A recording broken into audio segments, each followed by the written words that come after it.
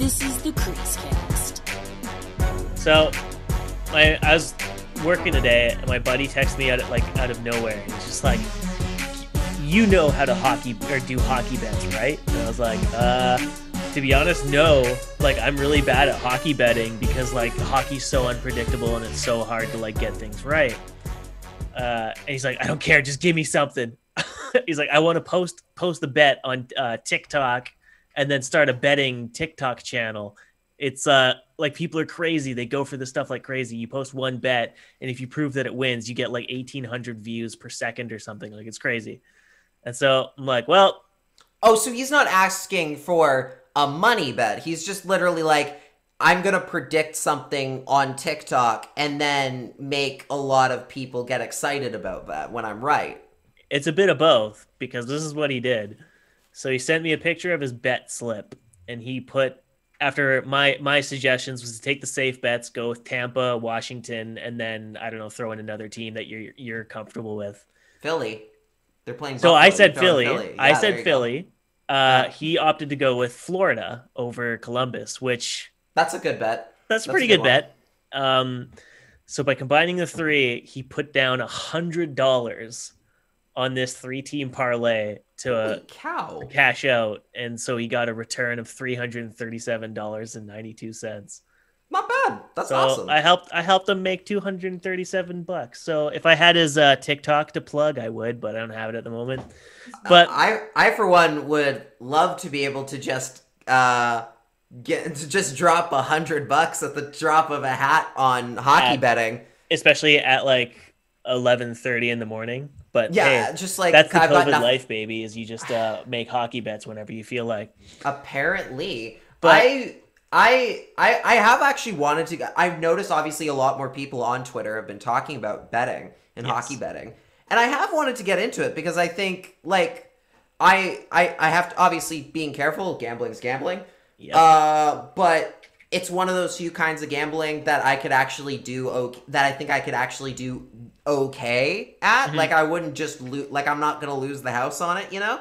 and I've thought about the idea, especially just because sometimes I am a little bit just like, you know, I'm mostly living paycheck to paycheck, but hey, every now and then I know enough about hockey where I could predict a goal every now and then. Maybe that'll help me. If you ever need help, apparently just come to me, because I apparently can help my friends win hundreds of dollars, but I can never win hundreds of dollars myself. Well, but now what we need you to do is we need you to take the CreaseCast TikTok account, which it does exist, and start doing your TikTok betting. That's a good idea. But today we will not be talking about bets too much, because instead we're actually going to be talking about something a bit more fun. We're actually talking about a win streak, like against good teams, which is pretty unreal. The last win streak we really covered was a 3-game stint against Ottawa, and then the surprise win over the Winnipeg Jets. And that's right. We did have the perfect slightly week before the team imploded and got on this god awful streak of just wanting everyone to wholesale change up the entire organization, get rid of all the bum players, just like do everything you can to sell now before it's too late. And then the press conference happened. Aquilini tweeted a bunch of support for his management group, and of course, just a few days after, Jim Benning said they live day to day and they are gonna deal with the trade deadline on the day of the deadline, basically, instead of in advance. The team went on a win streak, so any person that was hoping out or holding out that they might do something proactive with their team and sell early so that they can be better prepared for next season, it's probably not going to happen. They are in win now mode, baby. Playoffs are back on the table. They are within 3 points of Montreal, even though they have 5 games up on them. But hey, it's still close. It's a nice mirage. It looks a little. Yeah, it looks exactly. It looks like it's right in front of you, but in actuality, it's a whole desert length down the way. It's the illusion of playoff success. It's right there. You just got to ignore the game. Ignore the 448 points percentage. Yeah, ignore points percentage. Ignore the number of games played. Just be happy with the points and hope it all works out in the end, and hope that Montreal just collapses and like I don't know, Yeah. Ottawa goes on a streak and beats Montreal and Edmonton and Calgary only, but that's it. Look, That's like your saving grace. this division is bonkers stupid. Like, it's so stupid as far as like the quality of competition goes, regardless of what Jim Benning tells you and how tough it is. It's no, it isn't. The answer is actually no. All these teams are, except for like Toronto and kind of Winnipeg, are really, really bad. And it is totally reasonable. And we said this on the last show, is that you could absolutely sell ahead of the deadline, like sell some decent pieces and literally just watch two other teams trip and stumble their way right out of playoff contention, and you just kind of just have to step over them into that spot, and you can still make it, even if your team is not at all geared to do so. So why not kind of, and if anything, the way to kind of go for it, if you can, is to sell those assets, because if the Canucks, the way the Canucks have been talking about everything, they want to cut money and cut costs and everything. And you can do that and still make the playoffs in this group. I mean, Montreal beat Winnipeg 7-1 on Saturday while the Canucks were beating the Leafs. We were all like, wow, this has to be the craziest game today, doesn't it? Nope, not even close. 7-1 Montreal beating Winnipeg. So and now the Canucks have turned around and beaten Montreal in a 2-1 win yesterday. Like, this division, it is entirely possible for a team that doesn't necessarily deserve to get there to get in. So why not try and sell off and maybe see if you can get in? Because I'm going to tell you, it's not going to make a huge difference in terms of how good your team is right now as far as the Canucks are concerned. They're winning, but they're not winning pretty. They're not winning a lot of. No, those were not like the prettiest of wins. They were wins, but they didn't. They're grinding them out. Look great. No, they're grinding out a win. They're a couple of which they've just gotten through by the skin of their teeth. Last night being the big one. I mean, they don't score up until the final minute, and Mr. Adam Gaudette just comes through in the clutch at the last minute. Bar down ski. Yeah, perfect shot. Takes the monkey right off his back, and they win the shootout. There is no reason why you couldn't theoretically get the best of both worlds here, and not in a sense of where you're dipping your toes into two pools like we've talked about before. Like in a sense where you are making sensible moves for the future while not letting it affect while it won't drastically affect anything on the now.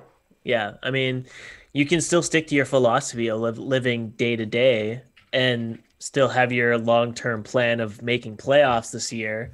Because, I mean, look at Ottawa. They had like a 4-game win streak or 2-game, whatever it was. Like recently they played kind of decent, strung a couple wins together, and suddenly they're only 6 points back of Calgary. And it like just kind of proves, like you're saying, like in this division, it doesn't take much to just kind of leapfrog another team. All you need is like one team to kind of just like fall on their face for a little bit, and that is enough for you to kind of leap ahead. So you, in theory, you could sell Pearson, you could sell Sutter if you like, assuming you could find a taker. And we have some trade bait to talk about today for sure. Yes, we do. But you could still somehow sell those guys and still have a team that is good enough to beat some of the other teams in the division, not necessarily through your own measures, but by the fact that they stumble over themselves trying to ensure they get there. And maybe they dropped a few to some of the bottom feeders who are looking to prove that they're not the worst team that's ever been papered in existence. But that's just the way things go. And it'll be interesting if they kind of do that. But I mean, Vancouver has had one good week, and they've already jumped Calgary. They're already a point up on Calgary. Granted, 3 games. Flames have granted, the Flames have 3 games in hand, but still, that's all it took. It really is. It only took 7 days for the Canucks to go from sitting in 6th place, looking completely like just a beached whale, to literally leapfrogging another team. but it's that close in this division, and they're only 3 points. Again, 3 points behind Montreal for the fourth and final spot in that division. It is perfectly, totally possible for just two teams to stumble by the wayside while you just kind of stick it out and just kind of grind out a win or two every now and then. And you can very easily bump a couple teams at that last minute with a kind of mediocre roster. You can definitely like float your way to the end or float your way into the playoffs somehow. Like I remember a couple of years ago when it was like Operation Regicide, when everyone was hoping that the LA Kings wouldn't make the playoffs the one year. And it came down to Florida not losing enough games, and it came down to like Boston beating the Kings at home and not getting like a overtime or shootout loss, and like I don't know, St. Louis had to beat like Arizona or whatever, and like if those two things happened or three things happened, it would project the Kings to be like ninth in the division and would miss playoffs, and it was like this big deal. I remember when the Kings won the 2 cups in 3 years, and then the Canucks, that was the first, and then the first year of the Benning era, God, this is so long ago. This is like the first year with Willie Desjardins. Remember him? They make they're already in at this point. They've already clinched their playoff spot, and now it's just a matter of who's going to get that third spot in the Pacific. And it came down to the Kings and Calgary. Yeah. And I remember at the time, like, just praying to God Calgary won. Like, and they did. And Calgary won. They took the third place spot. The Kings missed, and the Canucks got the Flames in the first round. And I remember just being so pumped. I'm like, oh, we can beat the Flames. And then they didn't. Yeah. And then they didn't. Michael Ferland beat them in 5 games. Whoops. And Yuri Hudler, I think, was on that team as well. Yuri Hudler, yeah. In his, like, stellar year before he went to Florida and then bounced out of the league like 2 years later. Jonas Hiller and Kari Ramo, I think, was the goalie Great tandem. Team. They that game 6 of that series will haunt me forever. That entire series should haunt Canucks fans just because of the line rolling that Willie D was doing in like a fucking playoff game. That was hard to watch. They really should have won. They should have won that series. Oh, they got outcoached so bad by Bob Hartley, who I like one of the worst coaches. Like, who I do not like. We're not gonna hang up on. Why? Yeah, you know what? We want to be positive because, like, right. like we said, this was a good stretch. 2 games against Toronto, who also lost again tonight. So speaking of leapfrogging teams that are slumping, this is the kind of crap you need. Infinity Blocker. Who was your choice from the last 2 games, or one from each? This is tough in the case of there are a lot of guys who could actually get it this time around. Like usually we're kind of we're really having a dig for something, but there's a lot of options here. But I mean, I gotta go with I gotta go classic. He was named NHL second star of the week. Yeah. And then showed up with a 29 save performance against the Canadiens in a game that, let's be honest, they only won because of him. Because he's the sole reason they were even able to tie and come back and win that game. And that was Thatcher Demko. I mean, he wasn't like he was as good as he possibly could have been in those games. And that's where the Canucks are at this point. They've been at this point for a while, where they need absolutely great goaltending to win them games. They need Vezina caliber goaltending to win games, basically. Exactly. And they're getting that. They're getting that in a big way. Like, Demko didn't make any... aside from, like, the Tomas Tatar shootout attempt where he tried the Merrick Malik, which was very cool, I will give him points. It was bold. Style points. Absolute style points. Like, there weren't any, like, I can't off the top of my head say there were, like, a whole lot of, like, 5 alarm saves he was making. He was just steady. Like, he was There was a couple times he bobbled the puck, and it kind of looked, like, weird, where, like, you thought, like, this was going to be a very Canuck goal, is that he fumbled the puck right in his crease and it went, like, above him. But, like you said, there wasn't, like, any kind of, like, 2-on-none or 3-on-none opportunities from Montreal where you were just like, this is a guaranteed goal. Yeah, he was just perfectly steady. He had his positioning down very well. He had a couple bobbles up in there, but his defense was there to make sure that no rebounds went out and for a prime scoring chance, more or less. Mm-hmm. He played well, and I mean the bigger reason I think we're giving it to him right now is because he was much better in the 2 Toronto games, and I mean. Hey, aren't you glad they did not use him in that Winnipeg game, that second Winnipeg game? Now, come on, like after those 3 games, I think they definitely made the correct call with that. Yeah, definitely. He's looked good, man. Like I think we were saying in the last episode, like you kind of need to ditch the term bubble Demko because Demko is just bubble Demko is literally just Demko. Like he's arrived, he's here to provide winning performances. And if the team is just like somewhat remotely responsible defensively, then he's going to be like unreal for the team.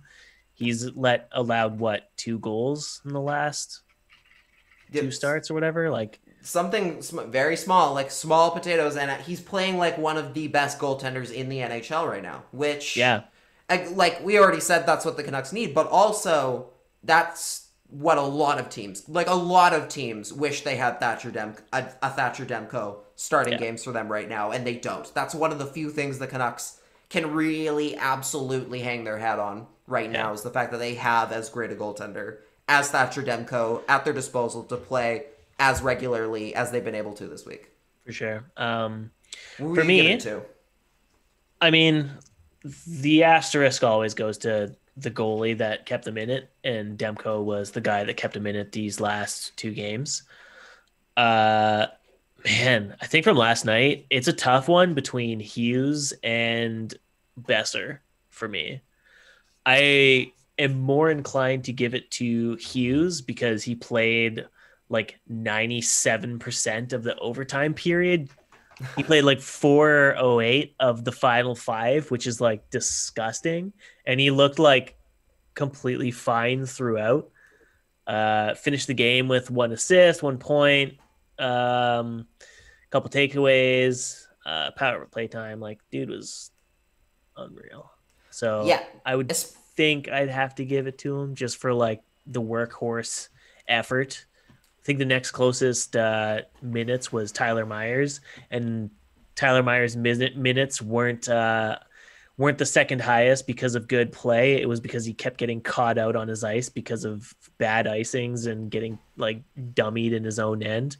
He had 3 minutes shorthanded as well. That also definitely tipped the scales in Myers' favor a little bit as well. Right, but some of that 5v5 time is like, what was that one shift? He was stuck out for like a minute 56 or 2:30 or something. It was just like an outrageous shift where like his line could not control the puck, couldn't ice it properly. Like it was rough to watch him. And then, man, like just seeing Twitter when people are like, oh yeah, Myers has been so responsible for this team lately. I'm like, what play are you watching?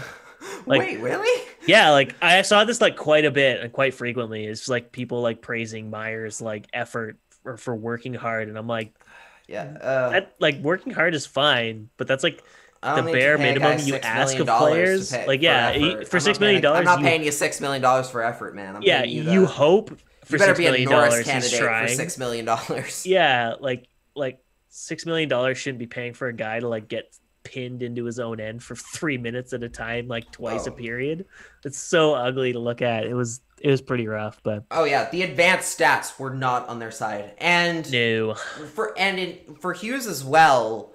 Obviously, the big thing we've been talking about this whole season, everybody's been talking about this whole season with Hughes, is that his defensive game has looked very suspect for most of the year. It has not been great. It's a bit of a sophomore slump for him in that department.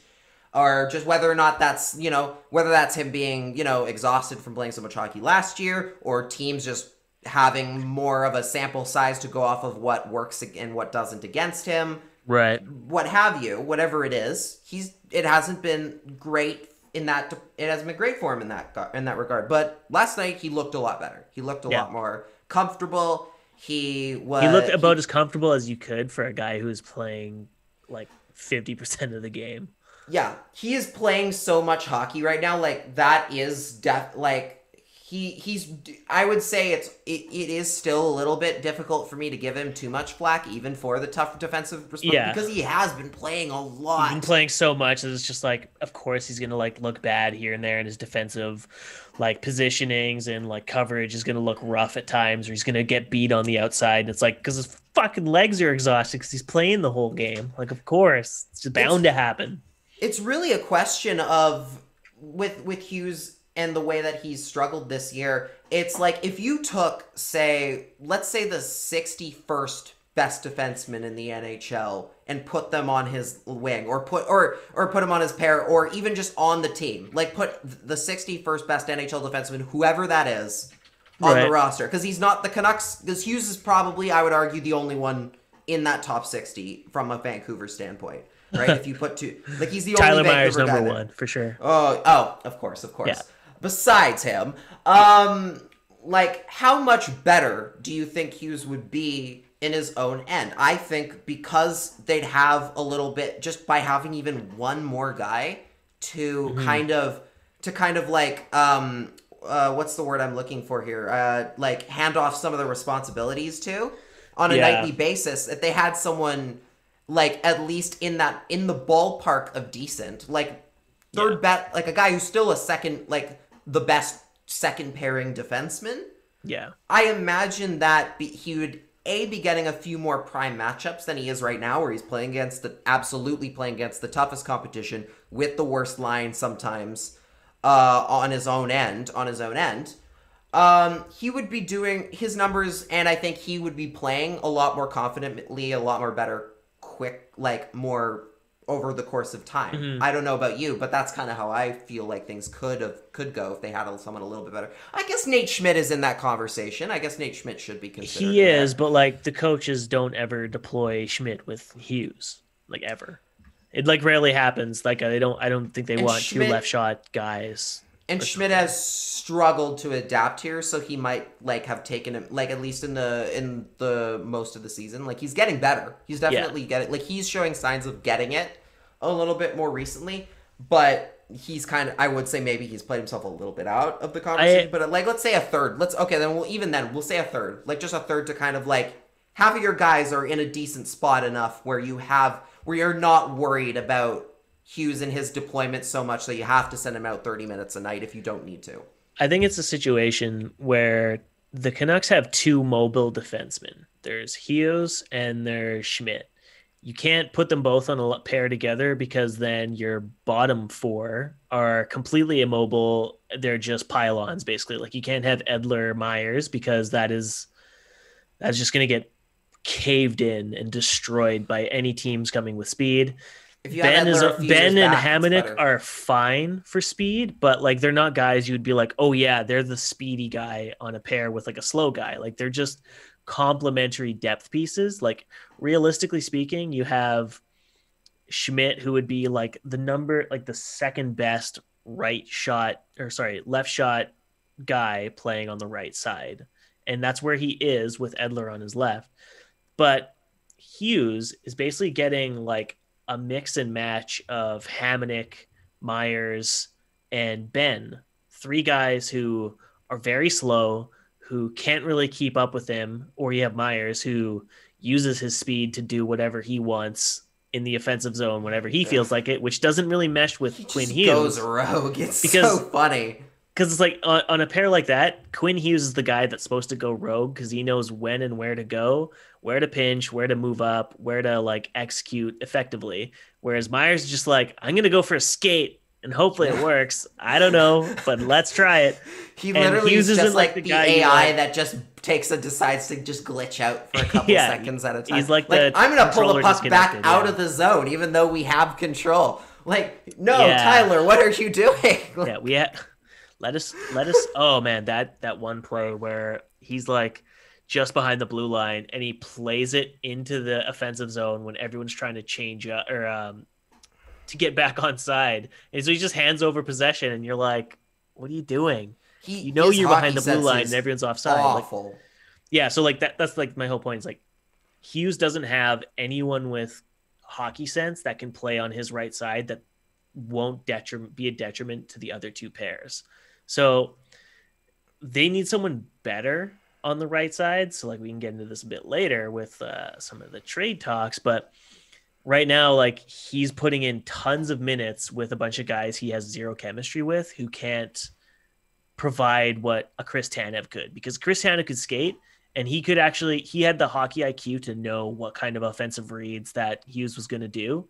And Hamonic and Ben and Myers combined aren't offering a semblance of what Chris Tanev knew. They don't fit the piece. They don't fit the piece. No, not at all. Which is tough because, like, yeah, like a kid shouldn't be the second in the league for defenseman scoring and just like constantly getting beat back in his own end because his other partner lost the puck along the blue line or decided to try and drive on the net like a power forward and lost the puck like an idiot. Yeah. So it's tough, but I'll give him the infinity blocker because, good for the little guy.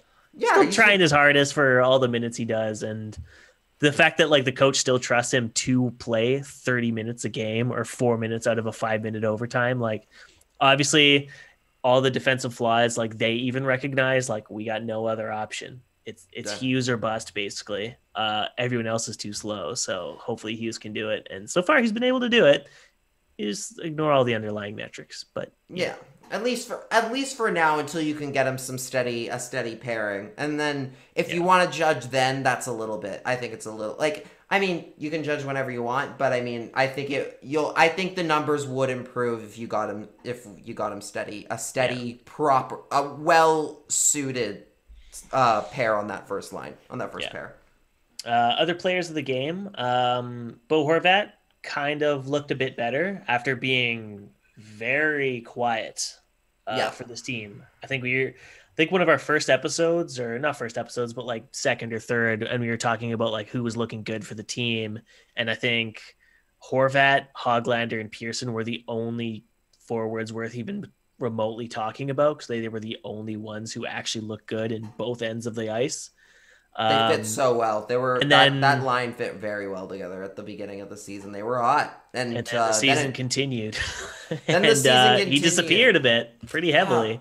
Yeah, he does do that from time to time, doesn't he? He has like those stretches where he kind of goes, where you just kind of not that you forget he's there. Like Horvat's a guy who just because of his role, you never forget that he's on your team, like he's involved in the rush or in the play. But you'll notice he's not making necessarily the magic plays that he did say against St. Louis in the playoffs and that sort of thing. Like the points where he would just all of a sudden go, okay, this is my time to shine, and just start doing some great stuff. And what up? News breaking on the show right now. Matt Sakaris just tweeted out that he's coming back with Blake Price in a 1-to-1 show right now. In a 1-to... Like him and Blake Price, I guess, are going to be recording their own podcast or something like that, or radio show. Oh, when you said breaking news, I literally thought you were going to tell me a trade or something. Like a trade. Oh, God, no, that's not important. Like, wait, what? Like nobody cares about trades in hockey. It's all about local media and what they're doing. Hey, good for them. Good for them. That's awesome. So that's exciting. But anyway, we won't talk about that. Other player outside of Horvat who finally decided to return, Niels Hoglander, under the proper spelling. Oh yeah, made his triumphant return, and he had his umlaut brought to the jersey, and scores a major goal. It's absolutely nasty. If you haven't seen the clip, you got to search it because it's a sick goal. So good, no one knew it was in except him. It's so perfect when like a guy is celebrating, like the whole team is celebrating, and the entire like Leafs team is like trying to keep playing, and they're just like nope, and refs have to blow it dead because they're like, well, they're not going to start playing again, so I guess we have to blow it dead. And usually the rule is when it's not like a goal until the ref says it is, so you have to keep playing through. So that's actually like wild. They just blew it dead. That's literally a tactic. You should always, if you are darn sure you scored, like even if you think you scored, always cheer, like go nuts like you did, because the ref will always stop play for that every time. They will never go, I didn't see it go in and let the play go up and for a 5-on-0. They will because the ref is too scared that if they're wrong, that they'll look very bad. So they will always blow it dead just to be safe. Yeah. That is a very veteran move by Hoglander. Yeah. If he knew that puck was in, yes, you celebrate because they will not let the play go up that way. No matter what, they will immediately stop for a conference. It's so funny. I will never doubt the short king himself. If he ever says he scores a goal, I'm just gonna believe it. And anyone who says he didn't, I will fight them. How dare they question him? Puck's the puck's in the other end, but he's celebrating. It doesn't matter. Yeah, he scored. I trust him. He's in the press box, or he's like having a seat. He's just Yeah, but that was this like his is a first basketball goal. Game. That was his first goal in like I don't know how many games. Like he had kind of gone cold, even though like all his underlying metrics and play driving was like really good for him and his line mates, but like he just hadn't really found the points recently. Only his 5th goal of the season. It has been surprising. Bit quiet. It seems like it's more, right? It seems like way more just because of how much he spends the game in the offensive zone, like creating scoring chances either for himself or for his line mates through forechecking. Like the dude's a machine. And even on, like, when he's on the ice, even if it's not in his own end, you're hearing his name. Like, you're hearing him involved in the play at all times. And I would lump Adam Gaudette kind of in the same category in the sense of, like... Yes. And we'll talk about him because, hey, guy finally got himself a damn goal. Yes. Like, even when the offense isn't necessarily flowing for those guys, you're always hearing them involved in the action and in the play because they're very good about getting in there and making stuff happen even when there's no goal or scoring chance to be had. And that's something that a team like the Canucks really, really needs. And Hoglander brings energy every single time he's out on the ice. I mean, you saw the play yesterday, which I absolutely loved, where he got hit by, Brett Kulak, I think, hit him. No call, like hit him up high. No call. Hoglander kind of took the stick and the glove with him. Yeah, and dragged then it along to they're center on the ice, and then they're on the ice, and Hoglander just like as Kulak comes from behind to like pick it up, Hoglander just like picks it up, drags it further and away, then drags the stick away from him, which is a total penalty, which is so clearly a penalty. Yeah, but got away with it though. Got away with it because the kid's a genius. Like that's some big boy play. That's some 5D chess. Like it's definitely one of those when this guy gets to his full potential. Because, again, this is his rookie year. He's just getting started. When he gets to his full potential, other teams are going to absolutely hate playing him.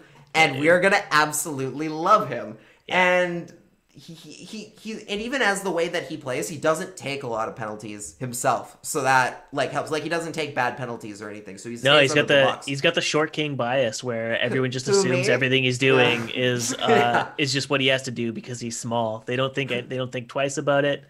It's pretty great. Yeah, who me with the O in umlauts over the O. Who me? They'll start paying attention if he maintains his like streak of getting suspended every season for like a really dangerous elbow, because like that's kind of his thing. Oh, that is true. There is the weird every now and then he does do the red mist thing and kind of hit somebody a little high. It's the prison mentality where you pick a fight with the biggest guy in the yard so that no one picks up or fucks with you for the rest of the season.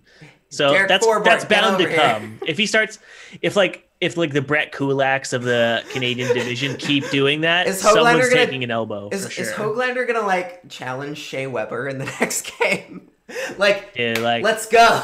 The coolest thing I've campaigned for this for like the longest time, but the coolest thing that could ever happen is if Elias Pettersson dropped the gloves for a fight. And now if Niels Hoglander dropped the gloves for a fight, because it would be like, you wouldn't expect it from a short guy and you would never expect it from like beanpole Elias Pettersson. Cause like there was, as a Jets fan, as you know, one of the funniest and coolest fights ever was Nick Ehler's first fight in the NHL.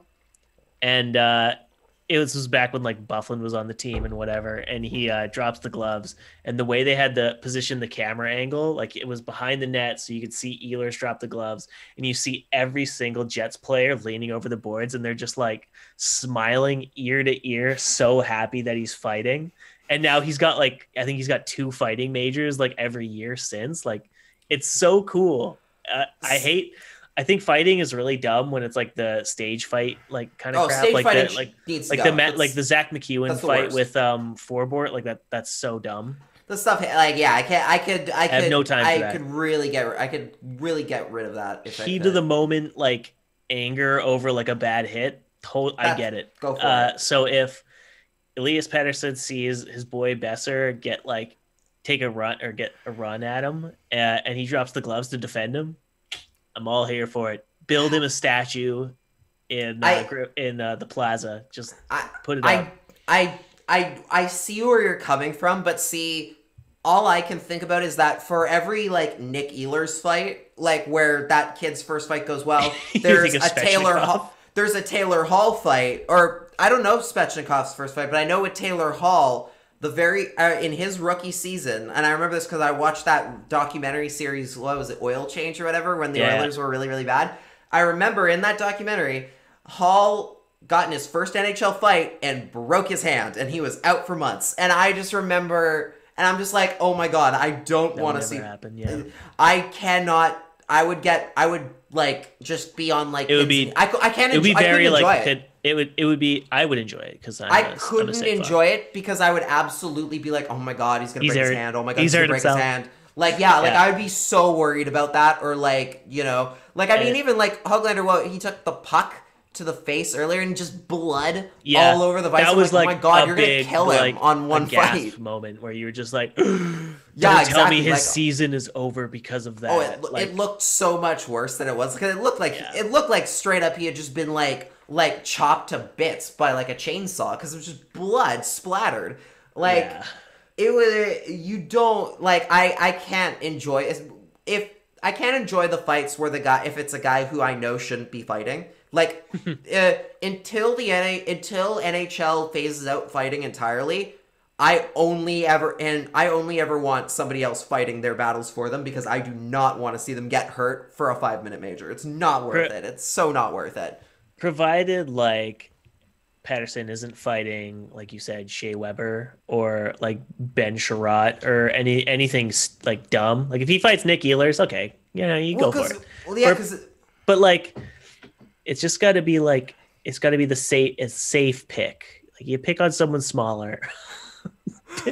just that's what we gave Forbort like crap for because he tried to like beat up Hoglander because I don't mean pick on someone smaller than you, but pick on someone your size, not someone pick on your weight class. Pick your weight class because that's what Svechnikov did in the Kane series with Washington when he was like, I'm gonna have a fight with Alex Ovechkin, and Ovechkin said to him, "Are you sure you want to do this?" And he was like, "Let's fucking go."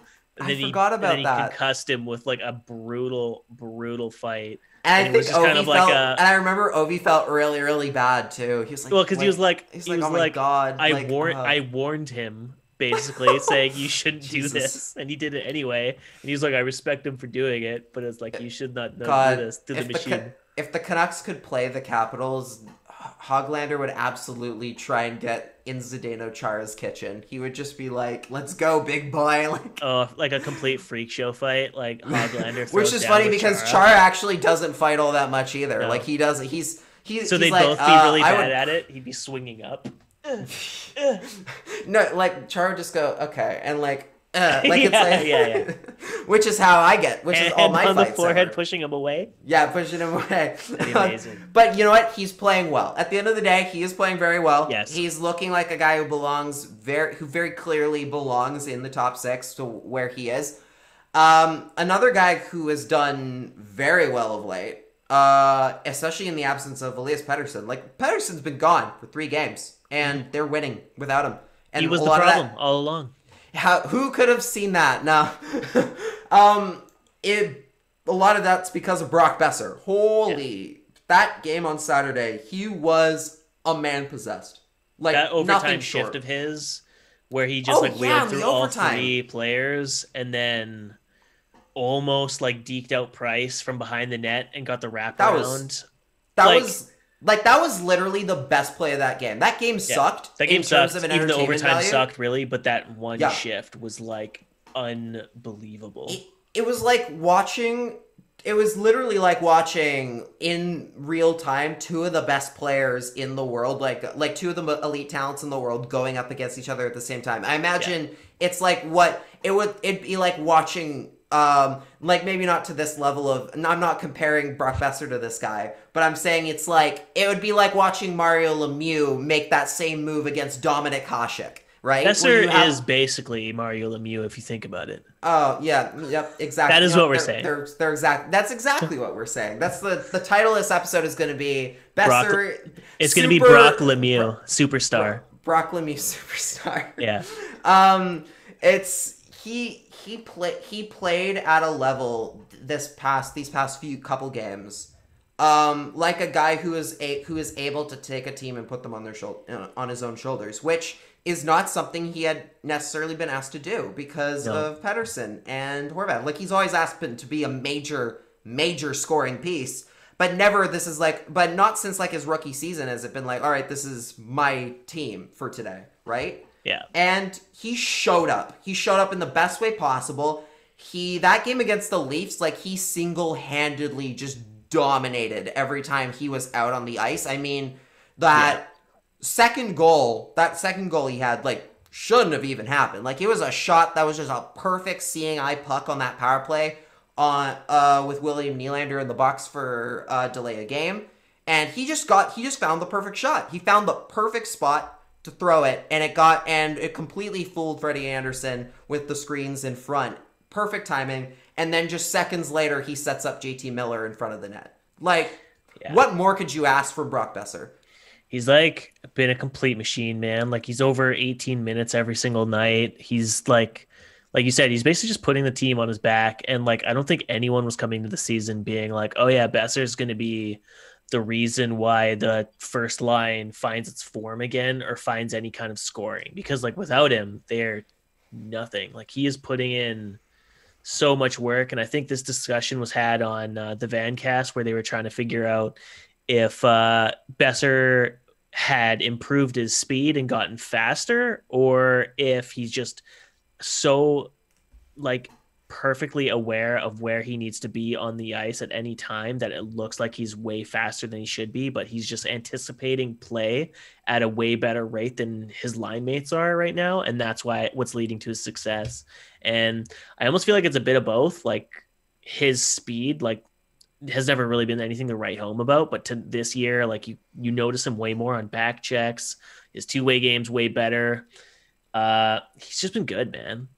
Last couple of games, without Pettersson, even if two of the games I don't think he had any points, it was still just him busting his ass to try and help the team win. And you gotta love it. How many years have we had okay, it's one guy on the team trying to put the team on his back and hopefully they win some more than they lose, and it never happens. First year it was Boeser, the second year it was Pettersson, last year it was Hughes, and now this year you have Hughes and Pettersson struggling hard, and Boeser's hey guys, hold my beers, I got this. Literally, Boeser is top 10 in NHL points, which is stunning. That's absolutely nuts that he is. When you consider the fact how bad the Canucks have been this season, and just how dominant a couple of the other teams have been with a lot of talent around them, the fact that Boeser has top 10, not only top 10 points, he also is, I believe, 6th in NHL goals. Tied with, he's in a 4-way tie for 6th right now with Vincent Trocheck, Chris Kreider, and Dustin Brown. Holy, talk about a guy having a bit of a resurgence here. Dustin Brown, wow. We talked about the Kings last week, a bit. Drew Doughty is 3rd in NHL defenseman scoring.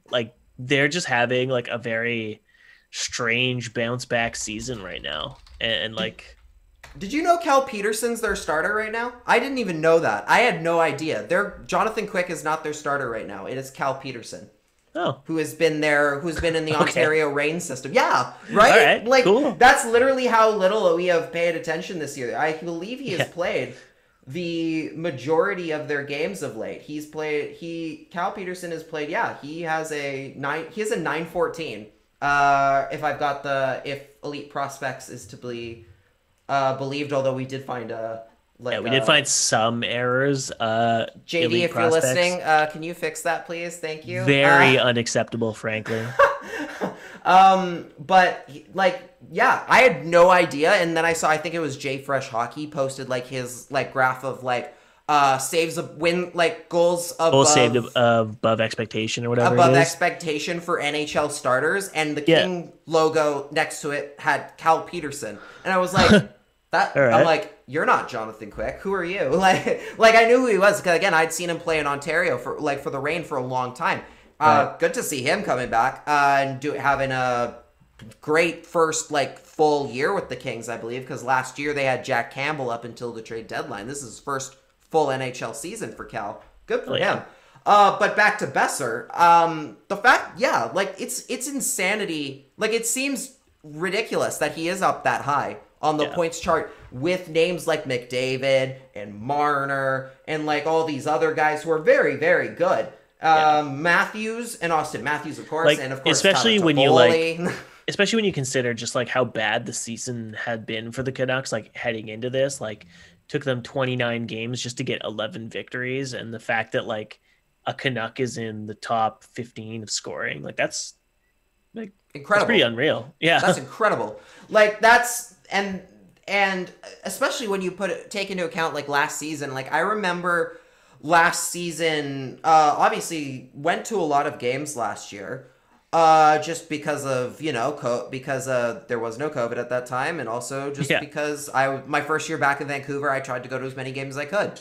Mm-hmm. And obviously watched every single game. And I just remember there were points where it looked like Boeser was doing well, but he never there were never a lot of games where I was like, oh, he was dominant tonight, or he looked like he just took over. It was very much he was playing he was there doing well. He was the supporting cast for Petey and JT Miller, who had a great year last year, who had the breakout year last year.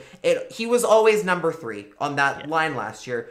This year, he has been the guy. And I think when Pettersson comes back, and more importantly, even when Pettersson gets back to playing at the level we expect from Elias Pettersson, that he just kind of hasn't found yet this year. He's gotten close, but he hasn't gotten to that. He hasn't hit that threshold yet. Right. That I don't think Boeser is going to regress back into supporting cast. I think it's going to be very much closer to a shared scoring load. And hopefully. What I guess an interesting question to put forward is when you have Boeser playing at this level, I look at a team like the Oilers, who for a long time were very hell-bent on playing Connor McDavid and Leon Draisaitl together on the same line at all times, and it really affected the other 3 lines because they just didn't have the scoring to go around. Mm-hmm. At what point, if you're Vancouver, and I know this is difficult to consider, especially when you throw into the mix of Bo Horvat and his importance on that second line, at what point is there ever a point where the Travis Green should consider splitting Boeser and Pettersson on 2 lines to share the wealth, or do you think it's better suited that they're always together for the better of the team? I'm of the mindset, in a shortened season like this, you need to ride whatever hot hand you have. So one of those being Thatcher Demko. If you can get him games where he's rested, you throw him in 99 out of 100 times. That's what you got to do. Same thing for your lines. If unexpectedly Hoglander, Miller, Boeser is a line that is producing goals at 5v5 consistently, you stick with it. You throw Pettersson on the second line with Pearson and Horvat or something like that, or you make Pettersson the second line center with, I don't know, Virtanen and oh my Pearson. God, I don't know. Like you figure out something basically so that you always have a hot hand to ride. Like you saw it in the Canadiens game where Green even admitted, like in the second period, he was basically just throwing out whatever line combination he could get to give the team a spark. But if one of your lines is clicking at all times and your other lines need to spark, that's when you need to start shifting things around. You can't always pigeonhole Pedersen into the first line with, one guy always pinned at his hip, because sometimes it's not going to work. And so if you can get him on like a third line with Gaudette as his winger and Roussel on his left side, that's something that could maybe work for them. I don't see a problem trying it. It's interesting that you bring that up, because you know what I hadn't really taken into account this year is that there hasn't been last year the Lotto line dominated all the storylines for most of last season because of just how fantastic they were as a unit. Yeah. This year has there been a line that has just been wow every time they touch the ice? I know we mentioned Horvat, Hoglander, at the start, and Pearson at the top of the season, but then they really tailed off, particularly Horvat and Pearson. Especially, yeah. Pearson being the big one who really tailed off this year, and I'm sad by that because he did so well last year. There hasn't been games where with the exception of maybe the Ottawa games, the lines there has never been one line this year where I've been oh, they look good. There hasn't been really a hot hand to ride yet in terms of they've been waiting basically all year. Individual players have done well, obviously Boeser being one of them. Yeah. But there hasn't been that one group, that one trio that has just stepped out and just shown, hey, this is why you need to be giving us 20 minutes a night. It just hasn't happened for them yet. And on a similar kind of note in terms of last night, when it comes to special teams, they did not look good. They looked better in the game against Toronto, and then there was that whole mess of a 5-on-3 right at the top of that Habs game where I've already purged that 5-on-3 from my memory. That was just unwatchable. That was atrocious. That was bad to watch. That was a nightmare. Yeah, they did not look like that. That was awful to watch. And yeah, aside from that, the lines as a groups have not found that spark yet. And until you do, I guess keep shuffling them, seeing what, and hope something sticks, because right now they're not finding it from that part. But Boeser has been very, very good all on his own. Agreed. Moving on to one of the guys that finally scored after a long drought. I don't know if you were watching this, but I was watching the broadcast. Yes. Their game day cast for International Women's Day. They had a ton of guests. If you haven't seen it, you should watch it. It's pretty great. I was watching and I kind of missed the conversation because I was trying to clip video while also listening to a game stream and their stream. And Michaela Gaudette was dipping on the show. Chew, which was I don't know, dip is just the nastiest thing to me, but hey, to each their own. And then Mallory at Sports Michaela. Lesbian. What's the matter with you? She's not coming on the show. It's fine. You never Mallory know. at Sports Lesbian was I'm going to shotgun or whatever.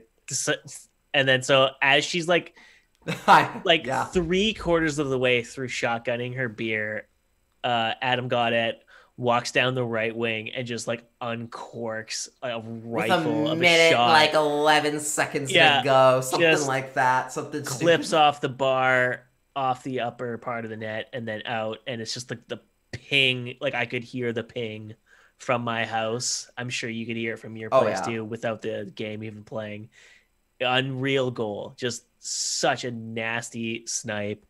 And they're watching it, and you see Michaela just celebrating, and she's like, "Oh, that's going to be such a relief for him." And then post game, maybe 5 to 10 minutes after the game's over, they had the players haven't even gone into their post game Zoom availability, and Michaela's on stream and says, "I just got a text from Adam. He said, thank fucking fuck." Which is What's like so funny about that is I would imagine he had no idea she was on that broadcast. And he just like, and he probably had no clue until he got home. Oh, everybody heard that. oh, cool. so everyone knows what. I mean, that's good. Like, I like a lot of players are like really like private and like kind of they're hide themselves, right? But like, yeah. Gaudette has made like a really good name for himself as like putting himself out there with like his Twitch stream, his gaming, his wife in their TikTok videos and Instagram, and like engaging with like a fan podcast, like as much as they are. Like that's they that's seem good like branding for like, them. They seem like super sweet people. Honestly, they seem like great. They seem like super nice people. And it couldn't have worked out better that he texts his wife like such a very like iconic like like that's gonna live on. That's a t-shirt. Any goal that gets scored now, it's gonna be people quoting "thank fucking fuck," guaranteed. Oh, hell yeah. And it like couldn't happen to a better platform because the broadcast is wonderful, and just the comedic timing of all of that is just so goddamn good. Yeah. So I urge any of you listening to this podcast, if you haven't seen it, check out the broadcast YouTube channel and check their International Women's Day stream because it's really great. Asterisk after you subscribe to ours first. Do that. But yeah, first, you got and then go to the broadcast. That's the order you have to do it in. That's just we don't make the rules. Like that's just how it is. You can chalk it up with Mr. YouTube. We talked about Hoglander working as hard as he did. I mean, Chris Faber tweeted this out yesterday before the game about how the two top producers in the NHL of individual scoring chances per 60 minutes at even strength were Brendan Gallagher on the Canadiens and Adam Gaudette. Adam Gaudette was number 2, and he hadn't scored in a month, or he had scored one goal in the last 20-something games, like something nuts, where it's like he scored one goal right at the beginning of the season, scored once after that, like 5 or 6 games later, and then never again. Just never scored again. Kept getting so close, hitting his shots, trying his hardest. Snake bitten. This guy worked and hustled for that goal, and the goal he got wasn't even like a crap goal. It was a nice, just bar down shot, and you hope that that's like the start of him. Getting the opportunities and getting the goal scoring, like the puck luck going back in his favor, and him getting a few extra greasy goals here and there. Wasn't his second goal of the year also against Carey Price too? I think it was. It was that weird one where from the exact same spot, he was walking down the right wing, or he cut to center for a shot, and then he flubbed it, and it kind of hopped over Price's glove. Or was that? I will look that up. We'll have to look it up. We won't drag trying to search it up. I'm sure you want to go a bit more in depth into Thatcher Demko's stats because Kevin Woodley was on the Vancast today, the Morning Wood blowing sound effect. On his new he was on the Vancast and basically chewed into Benning and ownership and the management group for not getting Michael DiPietro any game action whatsoever, whether that be with the NHL team or the AHL team, which is like so true. Like, how can that not happen? But then he dropped quite the bomb when he said he doesn't expect Ian Clark to be back, which for like, I don't know if you've been paying attention, but the last 8 months or 6 months or whatever it is, all anyone can talk about is Markstrom's going to be garbage now that he's away from Ian Clark, and haha, we have Ian Clark for Demko. 3 months later, looks like there's no contract extension in the works, and Kevin Woodley expects Ian Clark to walk after his current deal is up because it's exactly what he did in Columbus. Your thoughts as the goalie guy? Well, I mean, first of all, I'm not the goalie guy compared to Kevin Woodley. Kevin Woodley is the goalie guy, and we got to get him on the show too. He would be great to get on. You can have him on. I don't want to listen to goalie talk. I'm like Faber in that sense. Oh my god. Okay, whatever. Don't you don't have to care about the most important player. You can have quads. You can have Quads and Kevin Woodley on and talk about goalies. Actually, I do think that would be really good. That would actually be pretty neat, yeah. That would be pretty neat. And I mean, if you don't want to hear about the most important player on every single hockey team, then I guess that's on you. I guess you'll just always be a little bit behind the rest of us then. But I know the answer. What was that? I know the answer to that question. It's Tyler Myers. It's Tyler Myers. Oh my god. The answer to every question is Tyler Myers. Yep. But like, yeah. So yeah, Woodley brought this up because again, he's actually like had experience working with Ian Clark in the past and everything, so he knows the guy very well. And he said basically, look, in Columbus, you should go listen to it yourself. I should say we're not going to freeboot, obviously. Like you should go check it out. You should go check out the episode for yourself on The Athletic. But Woodley basically said in Columbus, they hadn't offered a contract extension by this point 3 years ago when he was still working with Sergei Bobrovsky. And he decided at this point of the year that he was done, that he was going to move on no matter what. He was done. Yep. He sold his house in Columbus. Apparently, he does not even own a house here. So that's already kind of like, hey. I mean, I get it. Housing is quite ridiculous. Housing in Vancouver is expensive, but it's one of those ideas of, hey, he's not putting roots down here, so you better, if you want him to, you better back it up with an offer, right? Yeah. And that already puts them, the Canucks in bad faith here, where they have not offered an extension to Woodley and are basically holding out again till the end of the season to like address with the rest of the coaching staff, which is ridiculous when you consider that, like, look, say what you will about the construction of everything else on the Canucks roster, but their goaltending is rock solid as far as they are at the starting position right now and have been for the last few years. Like ignoring the backup, but yeah. Well, sure. like actually, Woodley really went into the Holtby stuff, and this is why I love listening to this. Was literally like I learned a lot just from listening, and I learned more about a position that I've played since I was 9. Just listening to Kevin Woodley talk about Braden Holtby and how his progression with Ian Clark and everything.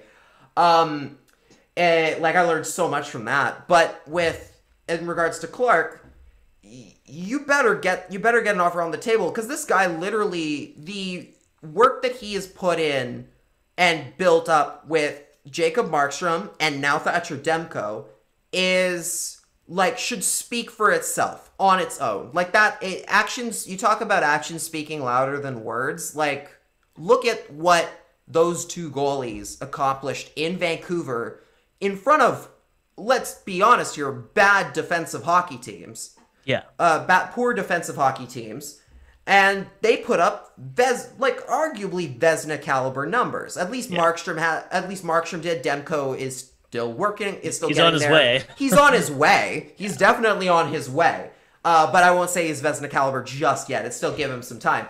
Yeah. But I don't know why this should be like, that should be an easy like here. Like, again, what I remember I said last time when I talked about Ian Clark not getting an extension, which was back in the offseason, I said the one thing you have in your control with coaches is there is no salary cap for coaches. Yeah. You literally go to Ian Clark, knock on his door. Hi, here's a blank check. Here's how you stay for however long you want. Yeah. Like, sounds like Mr. Aquilini isn't in the business of signing checks anymore. That's what, like, the quotes that I was reading on Twitter. It seems like it's just a money thing. Like, they don't want to sign anyone to deals right now, even Travis Green, right? But that doesn't make any sense because you don't have to pay them right now. It's an extension for next year. You don't have to actually fork over any cash until July. Well, this year it might be August, depending on I forget how they've restructured the calendar this year. Right. I don't know how on earth, and Woodley put it very clearly, hey, this guy, if he goes to, if he leaves, it's not going to be he's not going to retire. He'll be able to find a new gig from plenty of other teams will be lining up for his services. You know, be lining up for his services? The team that just picked up Jacob Markstrom for 6 years. I was going to say Florida, but that Can you imagine if in the span of like a couple months they lose all those players they did in free agency, and then they lose Judd Brackett and also Ian Clark and then Travis Green to Calgary. Well, they wouldn't lose Travis Green to Calgary, but Clark could go to the Calgary. But losing all that in a calendar year would be I will say, goodness. As far as like, again, I don't know anything about the Ian Clark situation. I would say I know they just put like that goalie excellence setup in Florida, but I would not be surprised if they were like, this guy worked out really well with Sergei Bobrovsky, and a guy we now owe $10 million to every year for the next 6 years after this. Yeah. And oh my God, we need to make this work. Like, I wouldn't be surprised if they just backed up the Brinks truck for him in South Florida. But as far as I don't know, this should be the easiest decision here. Like maybe even slightly easier than deciding what to do with Travis Green. Like, this guy has very clearly made your goaltenders better. And Holtby has struggled a little bit just getting used to a new system. One of the things that was talked about was Holtby was very much more of a a kind of play it by feel kind of goalie beforehand, and had like what Woodley really talked about is he had raw talent. Like, the raw talent was more. He was not a structured guy so much as he was just built on raw talent, which a lot of guys don't necessarily have. Right. And this year he's been working with Clark on building a lot more structure into his game that he never had before this.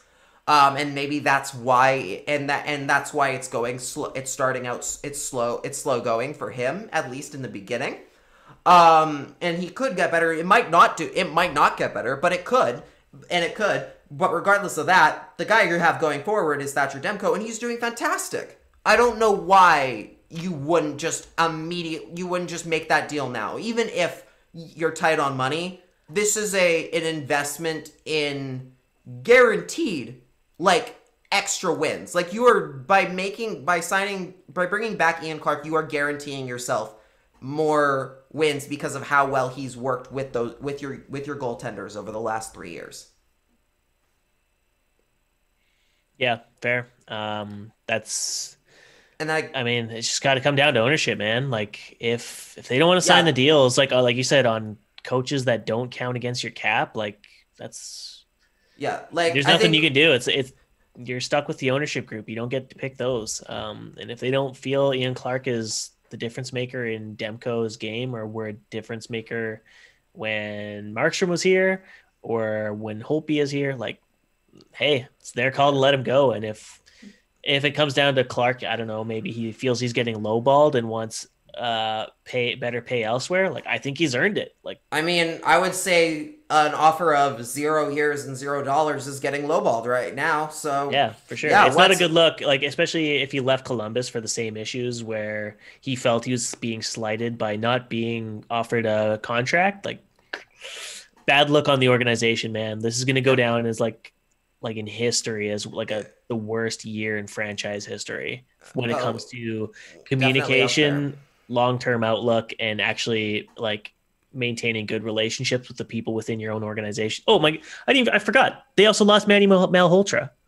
Well, that was different. That was a little bit different because that was Malhotra was going to get Yeah, I think Drance talked about it a few weeks ago that it was different with Malhotra just because like he got an offer from the Leafs that the Canucks just didn't have at the time. Like, there was just not a spot for him to take on an assistant coach, like the full assistant coach role, whereas he was just like a face-off specialist with the Canucks at the time. So they didn't have the room for him. Didn't they promote some guy from Utica to that exact same role as Manny? So it's like, well, like to take when he left, when he left, somebody had to take the face-off role. Yeah. But like but Malhotra got a full assistant coaching job running like the Leafs power play, which the Canucks already have that guy. They already had Noel Brown, so who's done a bang-up job this year. Well, that aside, Malhotra, they just didn't have a spot. That offer was not there available at the time for him. The Leafs so were. Once again, so the they Leafs let him go. The Leafs capitalize on the development that the Canucks have done for executives and coaches, and that's just the way it goes. And you know, it's but like that is like like I think Quads put it really well today, where he was like, I don't think there's much blame you can put on Jim Benning in this particular scenario, and I think he's kind of right there, because I don't think Jim Benning, I think this is one of the few cases where I would see Jim Benning going if he could. I'm like locking that deal in now. I think he would have done that by now.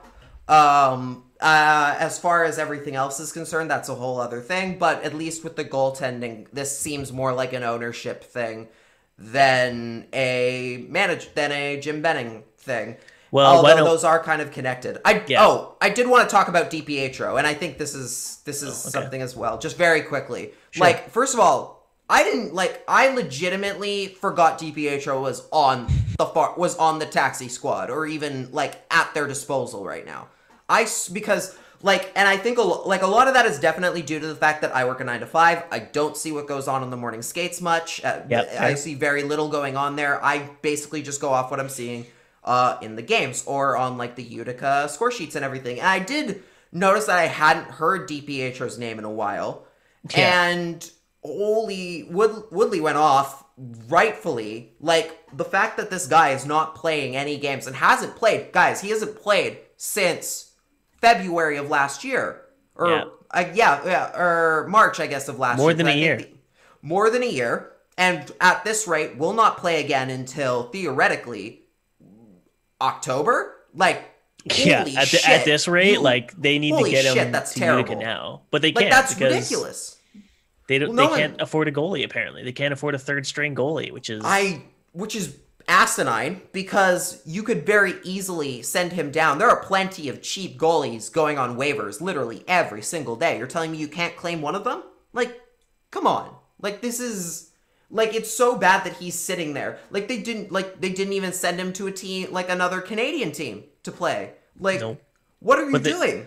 Like, you're going to ruin this kid. Like, you're going to ruin this fucking kid because you're not playing him in any sort of games. Like, holy crap, get this guy into some games. Like, I'm getting mad. Like, it's true, because because literally, you know what? Like, this is an experience, like, obviously not at all at the same level, but I just remember one year, there was a year when I was in Pee-wee. When I was playing in Pee-wee, I was about 14 years old. I had a coach and, like, a management group in that coaching staff that only cared about winning and results. And yes, I was a bad goalie at the time, but this is how, like, for any Canadian listeners in the US, it's like, when I was playing I was playing on an A team, which here is like a C team or like a B or C team. Like, no one's going to the NHL. It's just for fun, right? It's just a fun competitive league. That's it. Yeah. There's no superstars. But my coaches treated it like it was like development for the goddamn NHL. I played in a season where, again, my parents paid all the expensive dues and all the stuff that comes with being in hockey. I played one fucking game all year. I played one game in a season where we had about 30. That is actually like so stupid, and it's like such a slap in the face to your parents too, for like, who like invest in you being able to play and having a spot on the team. Like, that's so dumb. And that's like, oh, but you're gonna get so much you're gonna be on the ice at practice all the time. I didn't improve. I didn't improve that year because I never played. I never faced a shot.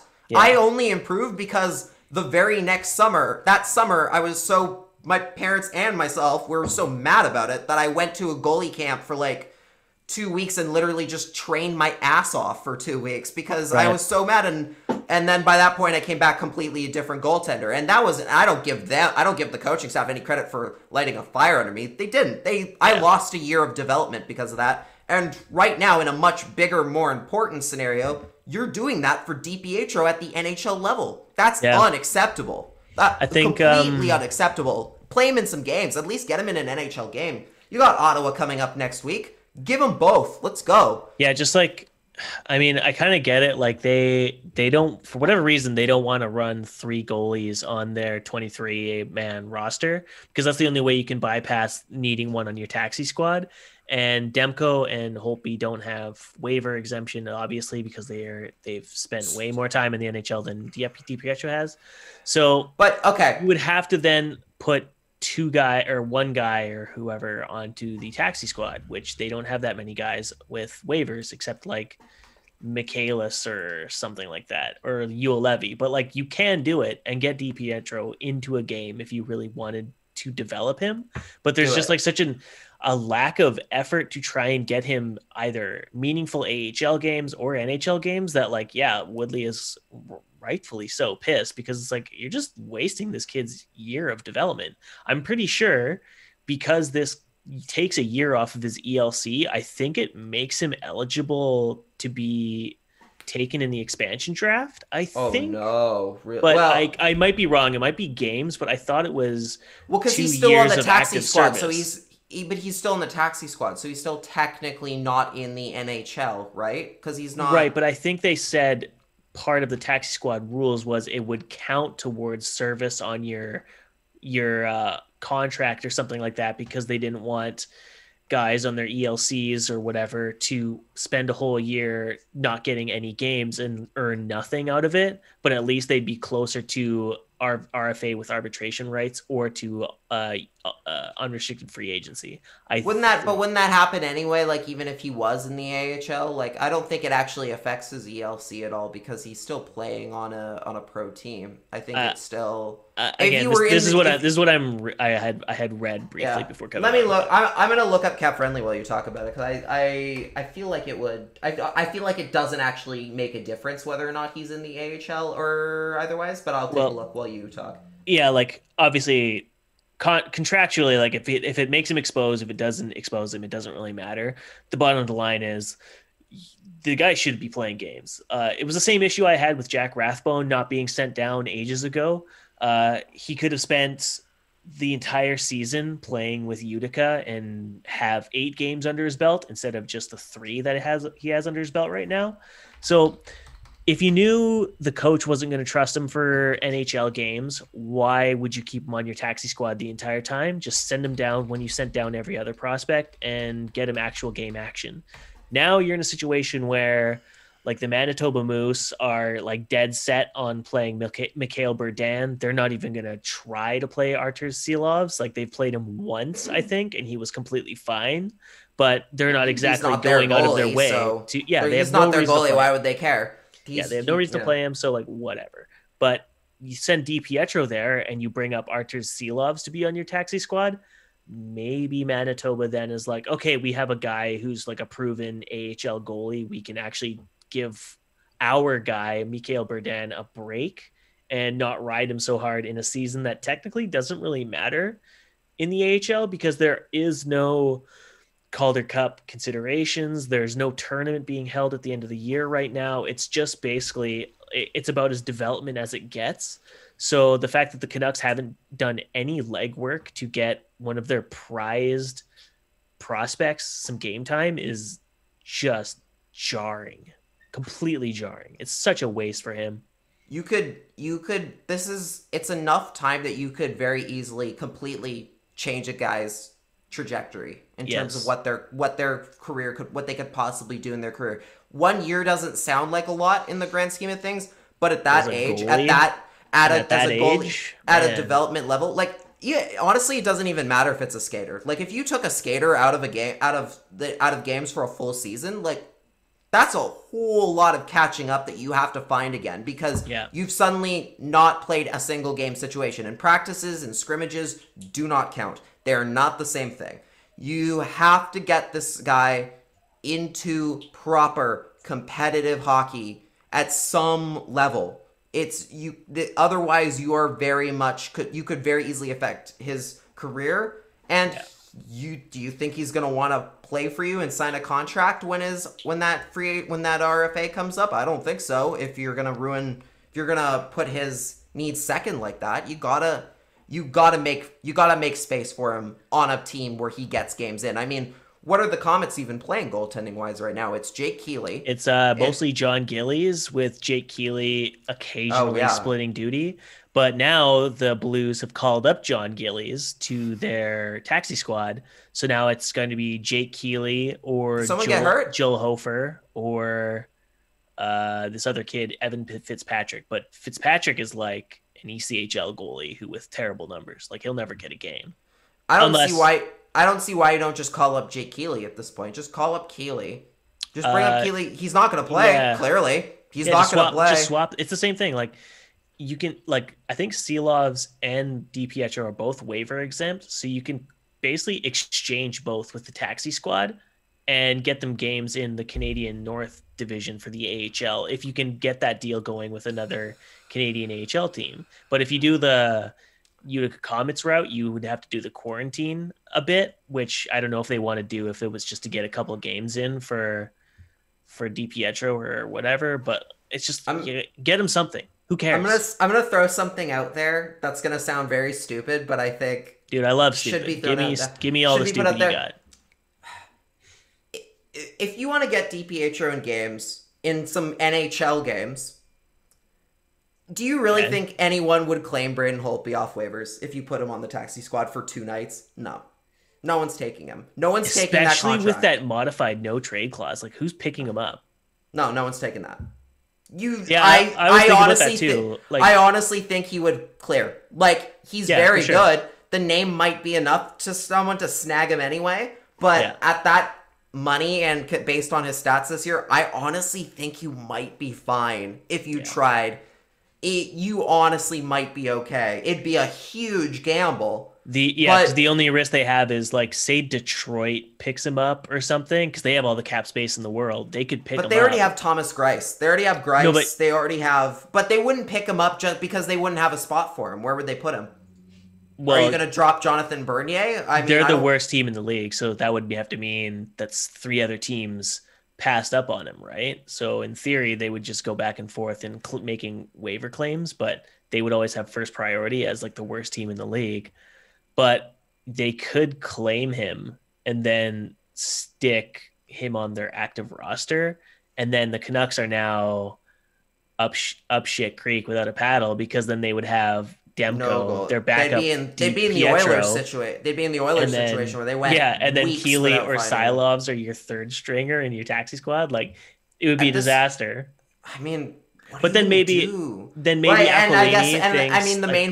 the main concern is, obviously, is if you lose Holtby as well, you have no protection for Demko when the expansion draft comes up, because you have no one else eligible. Yeah. So you have to expose him, and that's not good. So that's why everyone said it might be a good idea to keep Louis Domingue just for the expansion draft considerations, and then they went out and signed Holtby.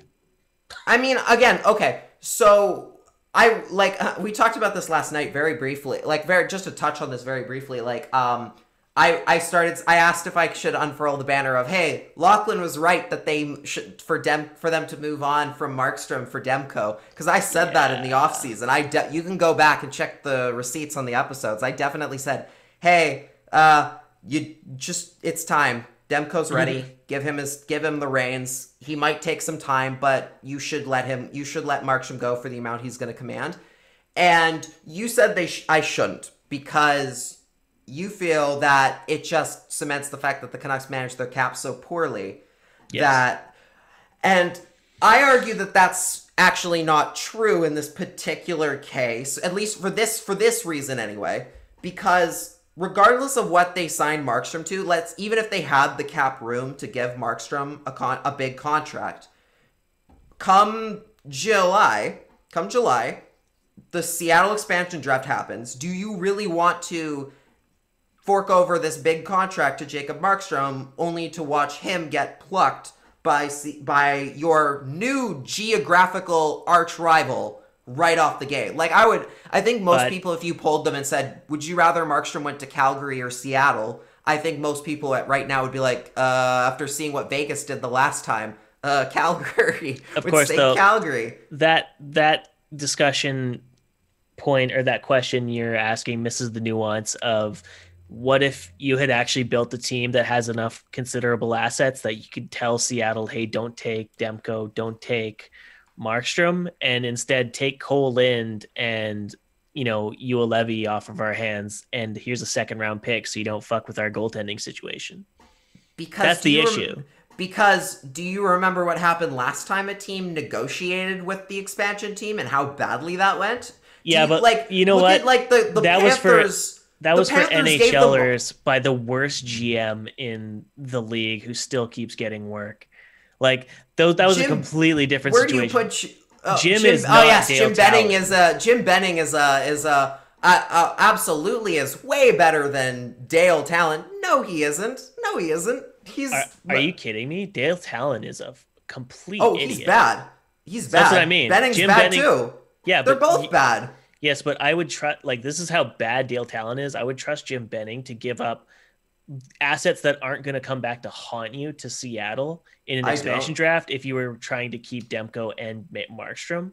Whereas I absolutely Dale think Talon went out of his way to give them like a legitimate NHL forward. Like I'm saying he would give up prospects that have potential, but not guys who are guaranteed, because that's always been his thing. He gave up early on Shinkarik.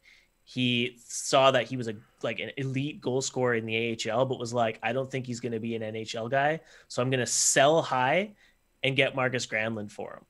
And it worked. If he was going to give it to Seattle, he'd be like, okay, Cole Lind has looked pretty good transitioning to center, but he doesn't have a place in our roster, and I don't know if he's going to be able to keep his head up enough at the NHL level to not get murdered in his first year. So let's sell high on him while we still can.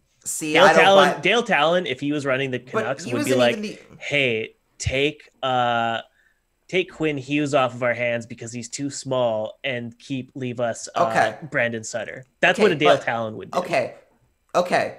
Dale Talon is a very bad GM, objectively worse than Jim Benning is at a GM. But also keep in mind that some decent GMs also got kind of fleeced by Vegas. Jarmo Kekalainen is a decent GM as far as I'm concerned. He's not great, but that move was kind of like no one was ever going to be like, oh, William Karlsson is going to be a first line winger on a Vegas team. But you should be able to know when a guy is going to go off for 40 goals. Like that. But they had no idea because he was barely cracking fourth line minutes on their team and was splitting time. That doesn't sound like. No idea. That sounds like their problem. That sounds like their fault. They looked at a guy who could potentially break out for 40 goals and didn't play him. That's on them. He wasn't ever once proving that he could be a 40 goal scorer. I guess but what I'm saying is that a lot of teams that negotiated with Vegas got completely shafted because again, they have no leverage in that situation. Like look how many draft picks Vegas stockpiled up from just dealing with teams. Like they just took they had so many great picks. Like what? The first year they got Cody Glass and Nick Suzuki, and then use them to basically build a juggernaut within 5 years. Yeah. I am very much against the idea of if Seattle comes up to you and says, hey, we're taking so-and-so, you don't go, well, hey, let's talk about this. You just go, okay, cool. Thanks for letting me know. Do not negotiate with them. You will lose every single time. With terrorists. Basically, I'm just of a different mindset that I believe you could have negotiated with Seattle, especially now that I believe they changed the expansion draft rules to prevent a Vegas-like situation where they could hold teams hostage for 7 picks and this, that, and the other thing. I think they're the same. I think they're exactly the same. Could have sworn they said they changed it, and that's why people were kind of mad about it. But and Vegas is Vegas is exempt, which is just the biggest FU to the league. It's like, are you kidding me? They have the best. They have the most stacked team. Give them some. I think someone did the math. They had of the original 23 or 31 guys they had picked up, only 7 or something are still with the team, so it doesn't even matter. Genius. They nailed it. They nailed that draft because they literally went, They like, well, what's funny is, yeah, you are right in the sense of like a lot at the time, everybody was like, you made some weird choices. Like, I don't agree with most of this. And then it did just, the Florida just ones and the Anaheim ones were like the most egregiously, obviously bad. Who did Anaheim? Oh, they gave him Shea Theodore. Oh, that was a bad one. Oh, that was bad. Yeah. And I think Clayton Stoner went with them as well. Who did they protect? They gave them Shea Theodore to be like, please take Clayton Stoner or something. Oh, and the Wild gave up Alex Tuck to protect who was it? Somebody else. Like, again, look at all the guys that ended up being huge and are still on that team. But most of the guys there, that's the key there. Most of the guys who are still left are the ones that got traded to protect someone else. Yeah. Those are the ones that are still there and turned out great. Like, that tells you something. I don't think that's entirely a coincidence. Yeah, fair enough. But we'll get off of that, I guess. But at the end of the day, I think Demko's your guy. Keep him going. Keep rolling. I'm just saying, imagine a world where you had Vezina caliber Markstrom and Bubble Demko for a regular season as a tandem. That would be great. Even if you gave up, say you did have to give up like Jet Wu or Jack Rathbone to make that happen. If you had two Vezina caliber goaltenders like into this season, like you're probably a lot happier than, having Demko trying to carry the load for two goalies. I mean, I think the team are, I guess in the grand scheme of things, the problem comes back to, in a way, almost like the goaltending is clearly not the problem. Like, even if you put Jacob Markstrom in front of this team, they're not winning any. Yeah. They're not winning any more games than they have. You're not winning more games with Travis Hamonic in front of Jacob Markstrom and Thatcher Demko more than you are with Hamonic in front of Demko and Holtby. It makes like a marginal difference. Like you might win 3 more. That's not enough. That's not enough. Yeah, that's exactly. Not gonna thread the needle. It would look great, but you need, like, based on that offseason, you needed so much more to go right from their player acquisitions and like contract signings, extensions to actually make the effort to keep Demko and Markstrom make sense long term. But right, and that's why I said and that's why last year when people were asking who do you prioritize in free agent, which player are you prioritizing, my immediate was Toffoli, like, hands down, because they needed Toffoli more than they needed Markstrom because they already had Demko. And even like Tanev was a guy who I felt fine that they didn't bring back because he was getting older, and I was worried about that next contract. And it was such an off year too. You were like, "There's no way he's going to go a full season again, completely uninjured." It's just no way. Right, but even then, I was kind of like, with Tanev, I can still see more need for him in terms of what we have, what we gain with what we lose without him here versus what we lose with Markstrom here, because Demko's already ready. And on the assumption that DiPietro is playing games, DiPietro is going to be ready in 2 or 3 years, from that point too. So which goes in line with the team philosophy in 2 years. And now, I guess, speaking of roster changes, in terms of the trade deadline coming up, under a month, I guess, from now, or a little bit around a month. Soon enough, basically, the way time is flying by. Yeah, seems like it. Elliot Friedman on 31 Thoughts today dropped a little bit of a tidbit in there today. Quoting from that article, it sounds like there's some interest in Vancouver's Tyler Mott, who played well in last season's playoffs. This is the time for telephone flirtation where teams ask about so many things that don't go anywhere. I think the Canucks were asked about Nate Schmidt, but I don't sense that's got legs. I definitely don't. I see why the Canucks wouldn't want to move on from Nate Schmidt, especially because of there is nothing there. Because they're in a playoff hunt. 1, 2, they live day to day, and right now they are in it to win it. 3, they never think long term. They don't think that Schmidt's deal is going to age poorly, which, like, I don't know. Fair enough. If you don't think it's going to age well, then that's on you as the GM. I think you'll get more out of his deal than you will Tyler Myers. Oh, well, that's a given. But that's a given. That's a given. But like Tyler Mott, I mean, barring his injury, like, he was setting himself up to get a hefty pay raise on his next contract. And if you could move him now, you might as well do it because you're probably going to lose him for nothing after his next deal. Or sorry, when he goes for his next deal because you can't afford him. You have 2 years of Mott right now. You have one. So this is year one. You got one more year after this. I would say with Mott, what he brings when he's healthy. He's injured right now, but when he's healthy, he is a helpful piece to that bottom core, and that's somebody that I wouldn't want the Canucks to move on from because he does. Really, I think he's probably one of the because I think the commentary always was like the only guys you can really extract value out of are Boeser, Hughes, Horvat, Pettersson, and like you don't want to get rid of any of them because they're your most valuable people.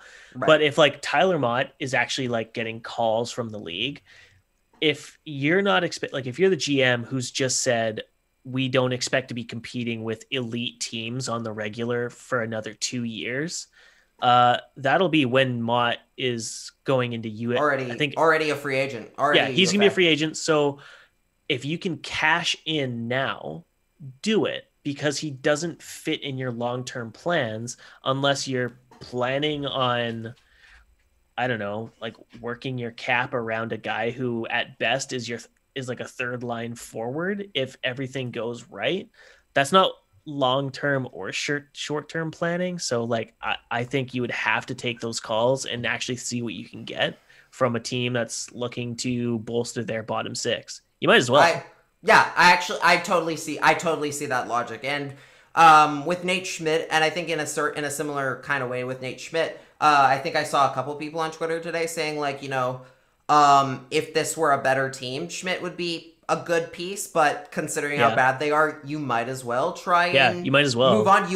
It only cost you a second round pick. See if you can flip that for something. 2 years from now. It was like, it wasn't even a pick from that year. It was like, we'll give you a 2023 pick, I think, that Jim gave up.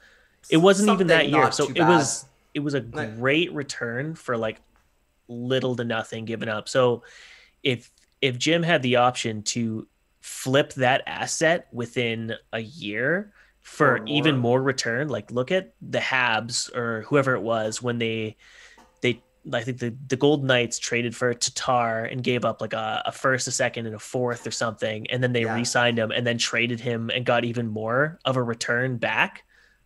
Or I can't remember what the deal was, but they didn't get more back. They paid way too. They overpaid for Tatar and didn't end up using him as much as they did during the Cup and run, then someone else traded him to Montreal. Yeah, and they paid nothing. Where he got a lot better, a lot fat. Where he got a lot more useful to them. But I think they did it twice in a year. They did that with some other player too, where they spent nothing to acquire him and then got 3 pieces in return for getting rid of him. So it's like, it's that same kind of logic. If you can buy low and sell high, you do it every day of the week. If you can get Schmidt on that contract for a pick that's like likely never going to turn out to anything, and you can flip him to a team that's trying to contend and you get like a premier prospect and like a first round pick off of them, oh man, you absolutely do it. If you can flip him for a young right shot defenseman to play with Quinn Hughes on the regular, and you move on from Travis Hamonic too, man, you do that every day of the week. You got it.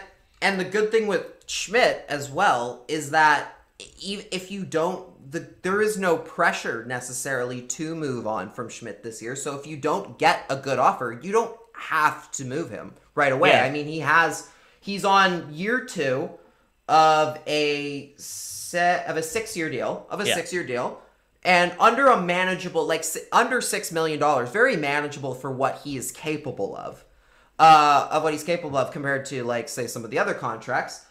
And theoretically, like if there isn't an offer that doesn't blow you away, you do not have to make it. In this particular case, it's not if you can't sell high, then it's like might as well just grit it out. Maybe next year, if the team is still this bad and someone still keeps calling, then you just sell it. You might as well. You can field the offers and then not do anything with them. It's totally up to you. And whereas compared to say like a Tanner Pearson, who is on an expiring contract where you are very much under the gun to get something done before the trade deadline and get him somewhere and recoup assets back for him now. You can very easily make the case that it's just that if a trade doesn't blow you away, it's better with Schmidt. It's better off it's more valuable to you to just keep him. So see what's out there. Look what you can do, and like we said at the top of the show, even regardless of what kind of call-ups you make from AHL guys down for the rest of the year, you can still find a way into this postseason, into at least that first round against Toronto or Winnipeg or whoever comes up. You can do it. Yeah. It's totally there. Definitely. Well, that I think wraps up all of our Canucks news, but we had one big piece of NHL news. They reporting right now an NHL deal with ESPN for 7 years. I would play the ESPN the NHL theme song from the 2000s. We'd get dinged, which sucks because it's a great song. If you've never heard it, go listen to it. It's fantastic. Maybe we'll play it on like a Patreon pod or something this week where they can't find us. But as someone who lived in the States, this is huge.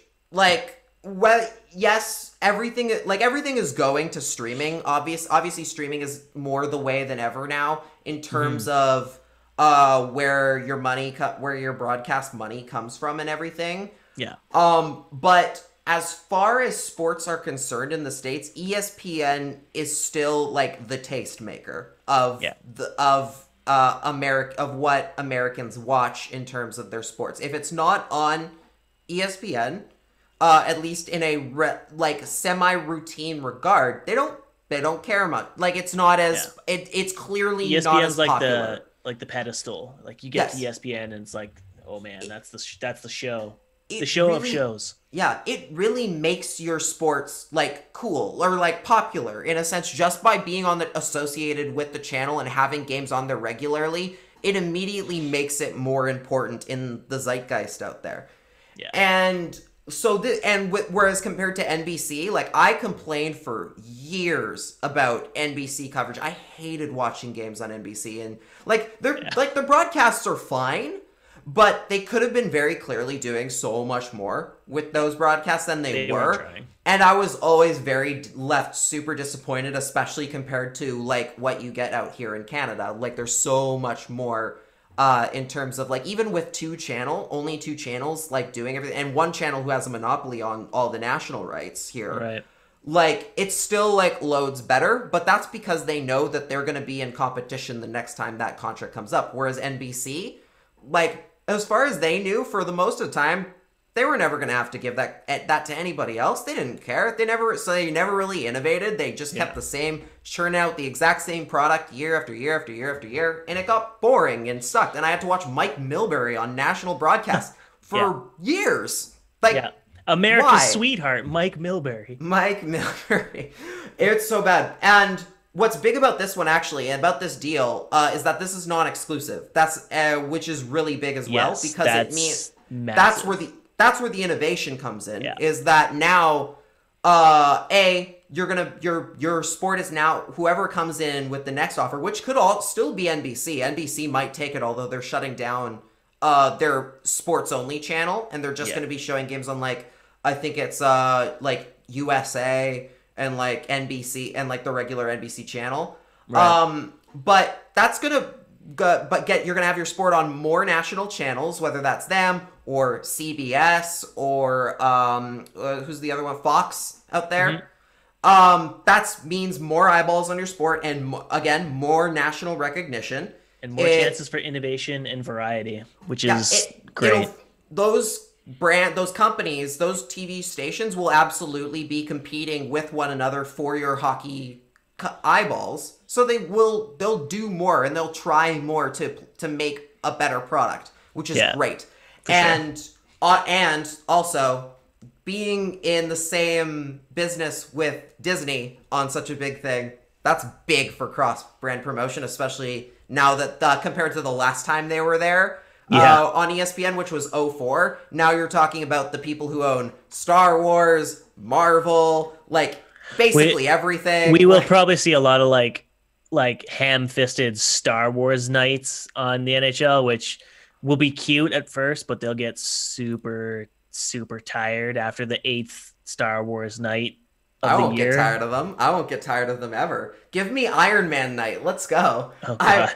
You know what they need to do? They need to get Connor McDavid to do like, "Hi, I'm Connor McDavid, and you're watching Disney Channel," and do like the Oh my and God. do like show up on like Disney Channel doing like the drawing the mouse ears thing. I think the deal would be worth it for that alone. The most hype thing that could come from all like the non-exclusive thing is if we get Nickelodeon Yes. hockey games on Twitch, and it's like every time someone scores a goal or like the goal like puck hits the goalie, they get slimed.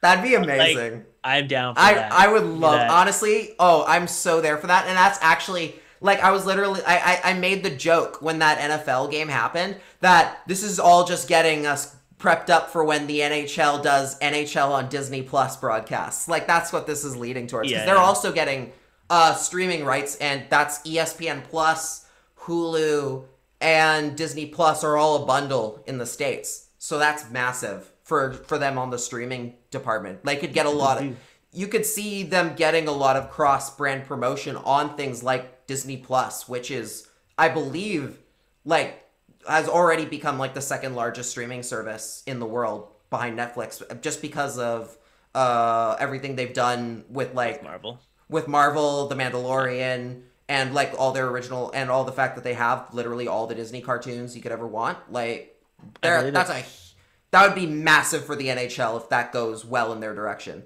Yeah, I believe it. Well, this has been really actually kind of nice. We had a little nice spirited debate. We got to talk about wins. More Canucks games in the States. That's also what this means. Oh, yeah, that's true. So if you ever go on vacation, you can total aside. We might have American listeners. This is a complete aside. It has nothing to do with like NHL hockey, but in Maui, there's a bar called Moose McGillicuddy's. I've gotten absolutely blitzed there several times in my life, and there is a Manitoba Moose like in its prime, like Canucks version of the jersey, and it's signed, but I can't read out who it is, but it's got like Manitoba Moose merch. Do you have a picture of it? Over it? I did. I gotta find it. I'll post it on Twitter. If you find the picture, post it on the CreaseCast Twitter. It's so unreal. So like in theory, next time in Maui, they could be playing Canucks games, and I won't have to like go out of my way to search for it. So that's pretty cool. My parents went to Seoul, South Korea, in the very different South Korea. They're two very different places. Yeah, they went to Seoul. I think 4 years ago now. Okay. And while they were there, they actually saw a Canadian bar called like I think it was called like the Canuck bar or something like that. But cool. It was supposed to be like Johnny Canuck like bar sort of thing. But like hockey jerseys everywhere, and apparently they saw a couple Canucks jerseys, like people just wearing them out on the streets while they were there, and they sent me pictures. I'm like, that's so weird, random, and cool. So yeah, everywhere, hell yeah. Well, that's awesome. That's very wholesome and makes me feel good about the global impact that the hockey has from Vancouver. If you enjoyed this episode, everyone, don't forget to follow our YouTube channel. We appreciate all your comments. We had a great one, I don't know, a couple weeks ago that was like a full script of the David Ayers story, and like I occasionally go back and read it because I don't know, I just find it really funny. We love your comments. Make sure to rate and subscribe to us on your favorite podcast streaming service. We like those reviews too, and we really appreciate it. Tell your friends about us. We appreciate that. You can also check out our Patreon, where we've got exclusive content on $1 and $5 tiers, including Lachlan's annual power rankings, or not annual, but like bi-weekly power rankings. Just appreciate your support. Appreciate you guys listening. Our views have gone up steadily since we got the Faber plug, so that's really good. We appreciate Faber. Yeah, mostly we appreciate Faber. Some of you other listeners we do too, but mostly Faber. So thanks, man. Lachlan, where can the fans find you and your work? You can find me on Twitter, Instagram, and Facebook at Lach and the Crease, and you can find my work at lachandthecrease.com, where I do those North Division power rankings every single Sunday. Cody, where can they find you?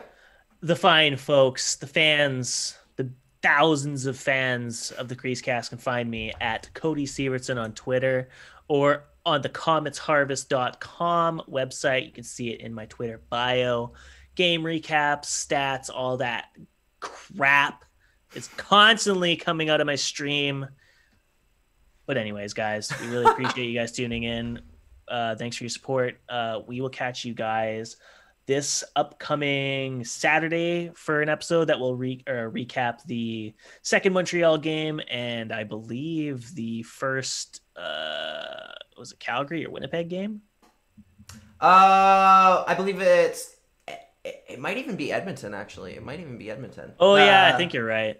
Yeah, I think it's Edmonton. Well, folks, until then, until we actually know what the schedule looks like, we'll catch you next time.